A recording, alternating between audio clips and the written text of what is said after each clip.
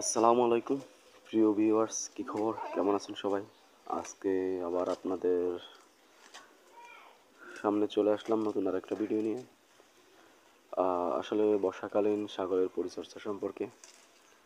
এই সময়টা আসলে লং টাইম বৃষ্টি হওয়ার কারণে যেমন সাগরের খাদ্য নিয়ে সংকট হয়, তেমনি বিভিন্ন রোগ ব্যাধিরও সৃষ্টি হয়। তো অবশ্যই যদি পারেন কন্টিনিউ এই সময়টায় খাবার দাবারের পাশাপাশি একটু ছাগলগুলোর জিঙ্ক খাওয়াবেন, তাহলে আপনার এই ছাগলগুলো সুস্থ থাকবে।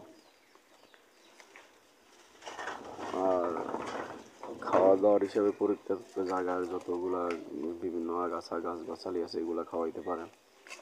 না হয়তো আপনার ঘাস যদি লাগানো থাকে ঘাস খাওয়াইতে পারেন, বা আপনার যে বলে ওই কুয়া কুয়া বলে, মানে চাউলের ভুসি যেটা আর কি, এটা আমরা কুয়া বলি।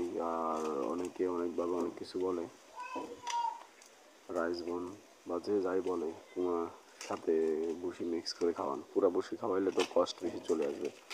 সো যত কম কষ্টে পারা যায় তত আপনার প্রফিটের সম্ভাবনা থাকে। তো সেই জন্য অবশ্যই চিন্তা করবেন যাতে কম কষ্টে পারা যায়। আমি অবশ্যই গাছগাছালি কেটে দিছি, সুন্দর খাচ্ছে ইনশাল্লাহ। আবার বিকেলবেলা কুয়া এবং ভুসি দেওয়া হবে। আর যদি কুয়া কারো ছাগলে যদি না খেতে চায় তখন আপনারা এই করতে পারেন, হালকা লবণ মিক্স করে মেখে দিলে খাবে, এভাবে খাওয়াইতে পারেন।